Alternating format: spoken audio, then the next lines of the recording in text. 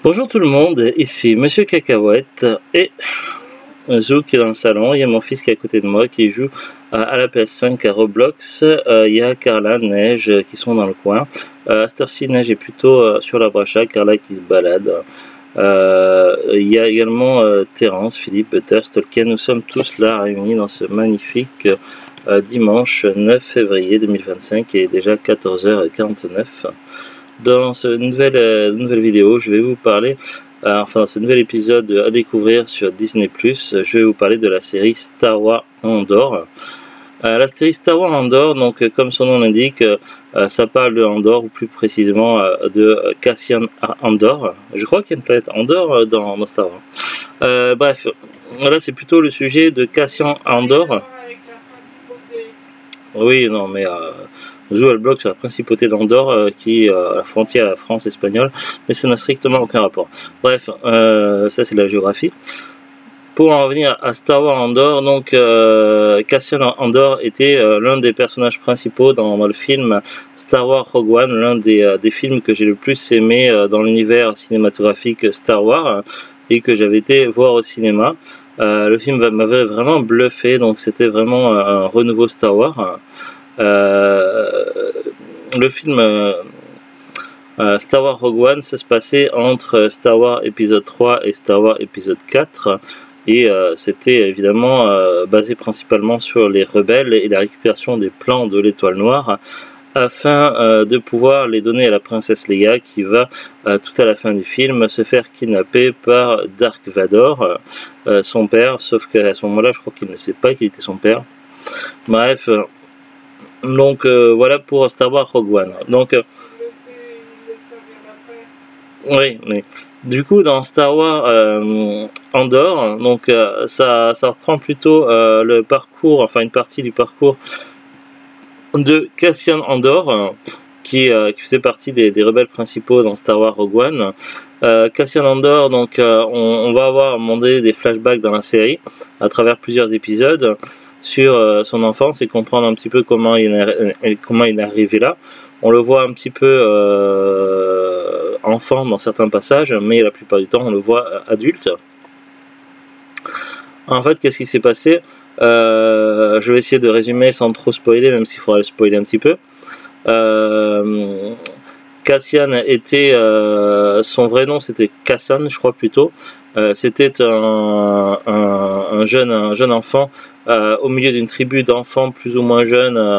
Il était avec sa petite sœur et il survivait sur une planète un peu oubliée de l'Empire et des autres civilisations. Seulement, à un moment donné, un avion va se crasher. Un avion de l'Empire peut-être, je ne sais plus exactement. Du coup, il y a également des gens qui vont vouloir récupérer des ressources au bord de cet avion avant que l'Empire arrive. Cassian va se retrouver à bord de cet avion pour l'explorer tout simplement. Il faisait partie d'une troupe qui était venue voir un petit peu ce qui s'est passé dans une petite expédition. L'une des personnes qui était venue récupérer des ressources va embarquer Cassian avec elle en pensant qu'il était en grand danger, qu'il n'allait pas vivre longtemps si elle ne prenait pas l'initiative. Donc du coup Cassian va se retrouver embarqué avec c'était pas encore des rebelles, mais disons que on n'était pas loin des prémices.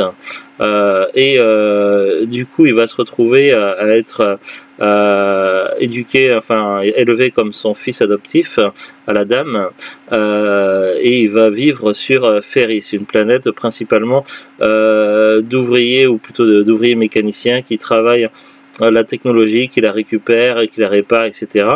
Bon, c'est tout un peuple et une culture. Et évidemment, donc, ils respectent les règles de l'Empire, même s'ils se sentent quelque peu oppressés sur la planète Ferris. Sauf que, du coup, Cassian, qui a été embarqué plus jeune malgré lui sur la planète Ferris, il essaie de retrouver quand même dans sa vie de jeune adulte sa sœur disparue. Sauf que ce qu'il ne sait pas, c'est que la planète, après qu'il a été récupéré, a été rasée par l'Empire. Donc il n'y a a priori aucun survivant. Donc il désespère toujours de trouver des traces de sa sœur, jusqu'à finalement se retrouver impliqué dans une altercation entre deux policiers assimilés à l'Empire de l'Empire. Et du coup, il va y avoir deux morts dans l'histoire, les officiers qui faisaient de l'abus de pouvoir. Du coup, Cassian va avoir une tête mise à prix, donc il va y avoir des gens qui vont commencer à le rechercher. Il va avoir quelques ennuis, et c'est là que il va être contacté par un groupe qui commence à s'organiser, à la fois à récupérer diverses ressources et à créer un début de réseau. Un groupe qui est complètement clandestin et dont personne n'a jamais entendu parler de l'existence, si ce n'est quelques initiés. Et ils ont également quelques bienfaiteurs, dont une sénatrice qui aide à financer ce groupe-là, ainsi qu'un gars qui œuvre dans l'ombre. Bref, du coup, Cassian va se retrouver impliqué là-dedans, et il va n'avoir d'autre choix que de quitter la planète Ferris, et il va participer à un casse pour voler de l'argent à l'Empire, afin de pouvoir financer le futur groupe de résistants. Une fois que sa mission accomplie, Cassian va prendre tranquillement sa retraite, sauf que depuis, l'Empire a durci ses prérogatives, et du coup il va se faire injustement incarcérer dans une prison de haute sécurité, où évidemment les fameuses peines, lorsqu'elles sont accomplies et que les gens sont libérés, en fait c'est des mensonges. L'Empire se sert des gens jusqu'à la mort d'eux-mêmes, quitte à euthanasier les prisonniers qui ne sont plus capables d'accomplir leurs tâches. Du coup, l'Empire fait travailler les gens de force pour récupérer de la technologie. Là-dessus, Cassian va créer une résistance et une révolte au sein de cette prison. Et au final, quand il va vouloir retrouver les siens sur la planète Ferris, il va se retrouver à avoir finalement tout perdu, que ce soit sa mère ainsi qu'il n'a pas pu voir dans ces derniers instants, ainsi que son ami d'enfance qui va avoir l'esprit complètement détruit, bousillé par les tortures infligées par l'Empire. Donc Cassian va se retrouver au final, à la fin de l'épisode de la saison 1 de la série, il va se retrouver à finalement être intégré officiellement à la rébellion, et il va y avoir une scène d'anthologie où le peuple de Fenris va se soulever, notamment grâce à la dernière phrase prononcée par l'hologramme de la maman de Cassian. Du coup, il va y avoir une rébellion, un moment incroyable et très touchant, donc une révolte, et ça va être vraiment le point marquant qui va faire entrer le peuple en rébellion contre, bon là sur une planète, mais vraiment déjà entre ce qui s'est passé sur une autre planète avec le casse et autres, plusieurs petites choses vont faire que finalement à travers toute la galaxie, la rébellion va se mettre en marche, et finalement c'est le dernier épisode qui amorce un peu tout ça, et on voit que Cassian va entrer officiellement dans la résistance. En parallèle, évidemment, à travers toute cette saison 1, on va voir des personnes qui vont prendre de l'importance au sein de l'Empire, notamment un jeune inspecteur qui va vouloir laver son honneur, et aussi essayer de prendre sa place au sein des forces importantes de l'Empire, mais également une jeune qui fait partie du groupe d'espions, je sais pas quoi, de l'Empire, hein, de services secrets, une jeune femme qui va également creuser son trou, et elle va se rendre compte en fait qu'elle maîtrise pas tout, contrairement à ce qu'elle pensait, et évidemment qu'elle va devoir à un moment donné avoir besoin d'aide. Il va y avoir évidemment des moments très poignants, très touchants de cette série, Star Wars Andor. Il va y avoir également des moments où on parle des enjeux politiques et économiques. Du coup, c'est une saison très intéressante et très constructive. Pour l'instant, je n'ai vu que 3 séries Star Wars. J'avais trouvé intéressante quand la première série que j'avais vue, The Acolyte, puisque ça se passait dans l'ancien Empire. plutôt dans l'ancienne République. Après, j'avais trouvé un peu plus intéressant quand même, enfin un peu plus sympa, fun à regarder la série Obi-Wan Kenobi, qui permettait de voir comment se passait la vie pour Obi-Wan entre les films Star Wars épisode 3 et 4, et aussi quand il a fait une opération de sauvetage pour la princesse Leia. Donc j'avais bien aimé Star Wars Obi-Wan Kenobi comme série, mais sur les 3 séries que j'ai vues pour l'instant, la plus intéressante et la plus addictive, c'était forcément Star Wars Andor, qui était la plus intéressante en termes de contenu, de narration, de personnages, que ce soit l'ensemble, la VF, les personnages, l'histoire, la musique. C'est la plus bouleversante des 3 séries, la plus incroyable à voir. Pour moi, c'est Star Wars Andor.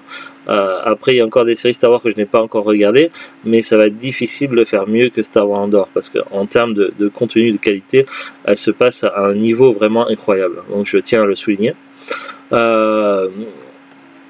Voilà, après un petit peu pour résumer, et est-ce que j'en ai pensé. Alors après, je suis pas non plus le plus grand spécialiste de Star Wars, donc je ne pourrais pas rentrer plus dans les détails. On va faire un petit tour rapidement sur la fiche Wikipédia. Je l'ai préparé, c'est parti. Andor. À savoir que la série a été renouvelée, il doit y avoir une suite qui va sortir, une saison 2. Andor est une série télévisée américaine en prise de vue réelle, créée par Tony Gilroy. Elle fait partie de l'univers Star Wars. Il s'agit d'une préquelle du film Rogue One, qui était sorti en 2016, premier volet des films sortis sous la bannière A Star Wars Story, sera suivi de Solo en 2018. La série est centrée sur le personnage de Cassian Andor, à nouveau interprété par Diego Luna. Elle se déroule 5 ans avant Rogue One. Les 12 épisodes de la première saison sont diffusés depuis le 21 septembre 2022 sur Disney+. Oui, c'est une exclusivité Disney+. Après, c'est sorti également en steelbook Blu-ray 4K, et je regrette de ne pas l'avoir acheté. Après, par rapport aux autres séries Star Wars que j'ai vues, il y a un peu plus d'épisodes. Les autres séries étaient composées seulement de 8 épisodes, celle-ci en a 12 quand même, il faut le souligner.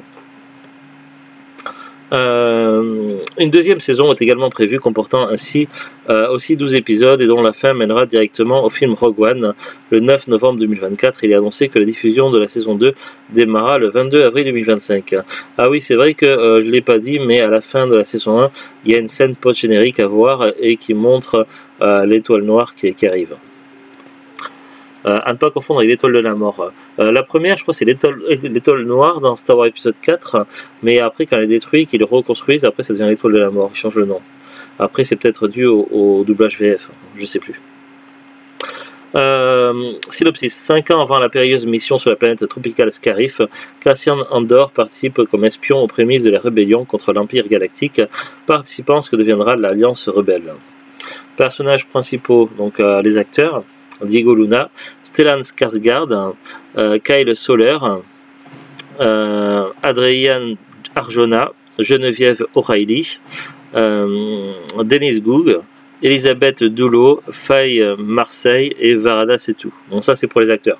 Sinon, les personnages que l'on voit vraiment dans cette série, donc les personnages principaux, c'est Cassian Andor, Luten Raël Marchand, Dar et chef de cellule rebelle, inspecteur adjoint Cyril Karn de la police corporatiste, Bix Kalin, ami de Cassian, sénatrice Mon Mothman, membre du Sénat galactique, le lieutenant Dedra Menro, superviseuse régionale du BSI, Cleia Marquis, assistante de Luten, Vel Sarta, soldat rebelle, et Sintaka, soldat rebelle. Ça, c'est pour les principaux. Pour les personnages secondaires, donc là, il y a du monde.